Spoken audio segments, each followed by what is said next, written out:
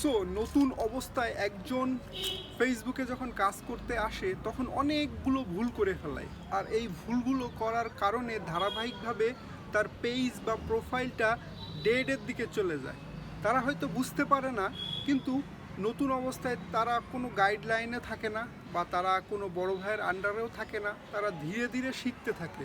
আর কি সেই ভুলগুলো নতুন অবস্থায় আমরা করে থাকি, আর করতে করতে আমাদের পেজ বা প্রোফাইলটা ডাউনের দিকে নিয়ে যায়। কখনো আমাদের ভালো ভিউ হয় না, বা কখনো আমরা রিচ পাই না, এঙ্গেজমেন্ট পাই না, ফলোয়ার তো পাই কিন্তু আমাদের ভিউ হয় না, আর তখনই আমরা হতাশ হয়ে যাই, তখনই আমরা কাজ ছেড়ে দিতে চাই। সো আমার আলোচনার বিষয়টা আজকে এইটা নিয়েই। সো প্রথম থেকে শেষ পর্যন্ত দেখুন, আশা করা যায় এখান থেকে কিছু নিয়ে যেতে পারবেন। সো প্রথমে বলে রাখি, একজন নতুন ইউজার বা নতুন যখন একজন ফেসবুকে কাজ করতে আসে, হয়তো বা অন্যের কাছ থেকে শুনে এসেছে যে এখান থেকে অনেক বেশি অর্থ ইনকাম করা যায় যদি ফলোয়ার গেইন করা যায়। সো ফলোয়ারের পিছনে তারা দৌড়ানোর জন্য তারা অনেক বেশি ট্রিক্স অবলম্বন করে। অন্যরা যারা করতেছে, দেখা গেল একজন বিদেশিরা, বেশিরভাগ বিদেশিদের ক্ষেত্রে এটা দেখে দেখা যায় যে তারা এটা বেশি করে, আর তাদের দেখা দেখেই এই নতুনরা বা নতুন ইউজাররা এইগুলো করে। সো তাদের মধ্যে অন্যতম হচ্ছে back to back, follow to follow, support to support. আপনার বাসায় ঘুরে গেলাম, আমার বাসায় ঘুরে যান, আপনার ভিডিওটা আমি সম্পূর্ণ দেখলাম, আশা করা যায় আপনিও আমার ভিডিওটা সম্পূর্ণ দেখবেন। অথবা নতুনদের পাশে আছি, পুরাতনদের পাশে ছিলাম, এই যত ধরনের কমেন্টস আছে, সব কমেন্টসগুলো যখন সেম হয়ে যায়, আপনি একটা দিয়েছেন কোনো সমস্যা নেই, বাট এটা যখন সেম হয়ে যায়, অনেকগুলো প্রোফাইলে যখন এই একই কমেন্টস ছড়ায় যায়, তখন ফেসবুক আপনাকে অ্যাজ এ স্প্যামার হিসাবে কাউন্ট করে। আর স্প্যামার হিসাবে যখন থেকে কাউন্ট করতে থাকে, আপনার ফলোয়ার তো আপনি ঠিকই আপনার প্রোফাইলে আসে বা পেজে আসে, সংযুক্ত হয়, আপনার ফলোয়ার বৃদ্ধি পায় প্রচুর পরিমাণ, দিনকে দিন বৃদ্ধি পাবে। কারণ এই ধরনের কমেন্টস আপনি যেখানেই রেখে আসবেন, 100% আপনি কমেন্ট মানে ফলো পাবেন, কারণ তারাও চায় যে ফলোয়ার হোক, সেও ফলো ব্যাক পাক এরকম। হ্যাঁ, এখন কিন্তু এতে আপনার পেজের 12টা কিন্তু আপনি নিজেই বাজাচ্ছেন। যখনই কোনো ভালো কন্টেন্ট আপনি আপলোড করবেন বা যখনই কোনো ভালো পোস্ট আপনি আপলোড করবেন, দেখবেন যে আপনার পোস্টে কোনো ধরনের ভিউ নেই, কোনো ধরনের রিয়াকশান নেই। আপনি যতই অন্যের ভিডিও দেখুন না কেন, ফেসবুক আপনাকে অটোমেটিক্যালি আপনার পেজটা ডাউন করে দেবে, আপনার রিচটা ডাউন করে দেবে, যার কারণে রিচ ডাউন হওয়া মানে সব কিছুই ডাউন। আপনার রিচ ডাউন হলে আপনি এঙ্গেজমেন্ট পাবেন না, কারণ আপনার কেউ ভিউ করবে না, তাই এঙ্গেজমেন্ট পাবেন কোথার থেকে?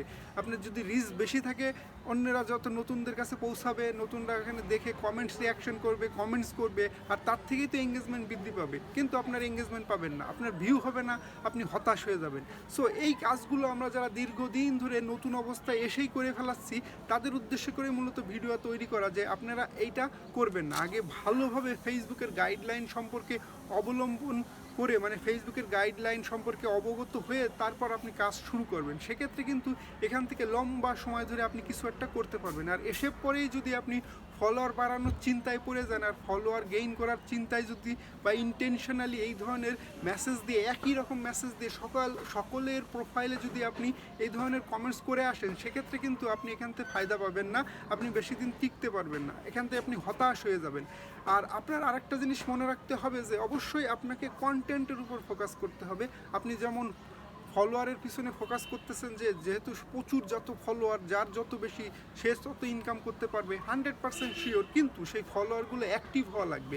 আর সেই ফলোয়াররা যখন আপনার প্রোফাইলের সাথে সংযুক্ত থাকবে, আপনার প্রোফাইলটা যখন ভিজিট করবে তারা, বা আপনার প্রোফাইলে যদি কোনো ধরনের কন্টেন্টই না থাকে দেখার মতো, যে ভালো কন্টেন্ট যদি আপনি তৈরি করতে না পারেন, মানে আপনার ফলোয়ারদের বা আপনার ফ্রেন্ডসদের যদি আপনি মন জয় না করতে পারেন, সেক্ষেত্রে কিন্তু তারা আপনাকে ছেড়ে চলে যাবে। সো আপনার এই যে টোটালি যে কষ্ট, যে একটা বৃথা হয়ে যাবে। অর্থাৎ কন্টেন্টের উপর আপনার ফোকাস করতে হবে, ফলোয়ারের পিছনে নয়।